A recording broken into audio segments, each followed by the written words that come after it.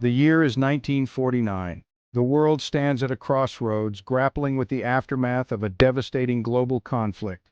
The world is recovering from World War II. Cities are being rebuilt, and nations are trying to heal from the scars left by years of brutal warfare.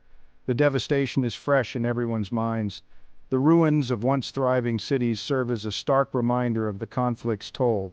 From the ashes of war, a new threat emerges: the Soviet Union. The geopolitical landscape is shifting rapidly. The Soviet Union, led by Joseph Stalin, starts to exert its influence in Eastern Europe. Western democracies feel vulnerable and threatened by this expansion. They fear the spread of communism. The ideological battle lines are being drawn, and the West is determined to resist. To counter this threat, they come together. Diplomatic efforts intensify as leaders seek a united front. On April 4, 1949, the North Atlantic Treaty Organization, or NATO, is born. This momentous event takes place in Washington, D.C. This alliance marks a turning point in history. It signifies a new era of collective security and mutual defense. It creates a military pact for collective defense. The member nations agree to stand together against any external aggression. NATO's founding principle is simple: an attack on one is an attack on all. This principle is enshrined in Article 5 of the treaty.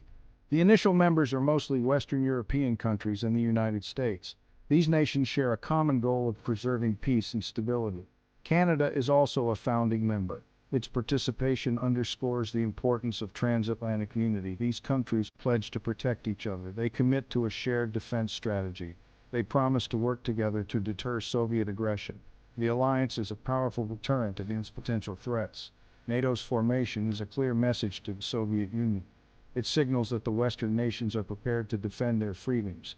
It says, "The West is united. We will defend our freedom." This unity is crucial in the face of growing tensions. NATO's creation is a reaction to the growing tensions of the Cold War. The ideological divide between East and West is becoming more pronounced. It signals the start of a long standoff between East and West. The world watches anxiously, aware of the potential for conflict. Will this new alliance prevent another global conflict? The hope is that NATO will serve as a stabilizing force in a turbulent world. The early years of the Cold War are a time of great anxiety and uncertainty. People everywhere are on edge, fearing the possibility of conflict. The Soviet Union tightens its grip on Eastern Europe, establishing control over many nations and spreading its influence far and wide. A metaphorical Iron Curtain descends, dividing East from West. This division is both physical and ideological, creating a stark contrast between the two sides. NATO becomes a bulwark against Soviet expansionism, representing a united front of Western democracies determined to resist. It serves as a tripwire to deter aggression, ensuring that any hostile action would be met with a coordinated response.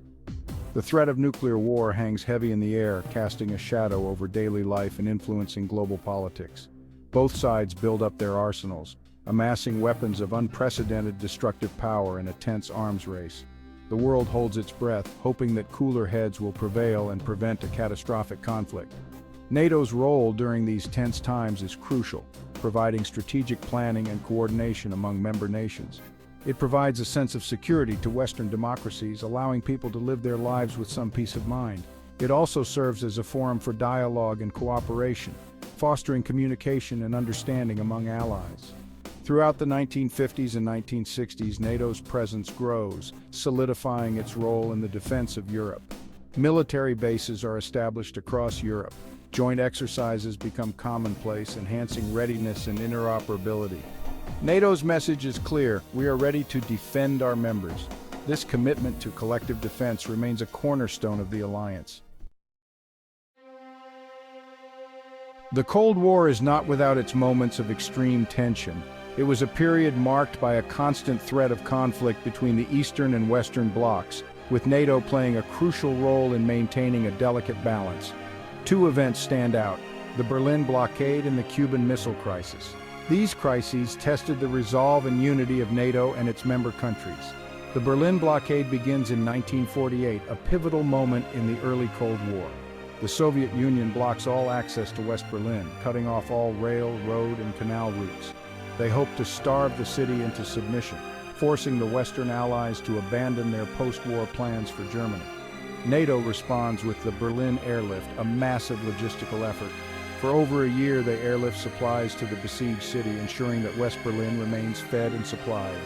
The blockade is a failure for the Soviet Union as they are forced to lift it in May 1949. It only strengthens Western resolve, showcasing the effectiveness of collective action. The Cuban Missile Crisis of 1962 brings the world to the brink of nuclear war, a confrontation that could have had catastrophic consequences. The Soviet Union places nuclear missiles in Cuba just 90 miles from the U.S. coast. These missiles can reach the United States within minutes, causing widespread fear and anxiety. U.S. President John F. Kennedy orders a naval blockade of Cuba, demanding the removal of the missiles. For 13 tense days, the world watches and waits, holding its breath as the superpowers negotiate. Finally, a deal is reached, averting a potential nuclear disaster. The Soviet Union agrees to remove the missiles, and the U.S. promises not to invade Cuba. The crisis is averted, but the world is left with a stark reminder of the dangers of nuclear brinkmanship. These events highlight the importance of NATO not just as a military alliance, but as a stabilizing force in global politics. They demonstrate the alliance's commitment to collective defense, showing that unity and cooperation can overcome even the most daunting challenges. They also show the world the dangers of the nuclear age, emphasizing the need for continued vigilance and diplomacy to prevent future crises. The Berlin Wall falls in 1989, the Soviet Union collapses in 1991, the Cold War is over. Many wonder, does NATO still have a role to play? Some argue that NATO is obsolete,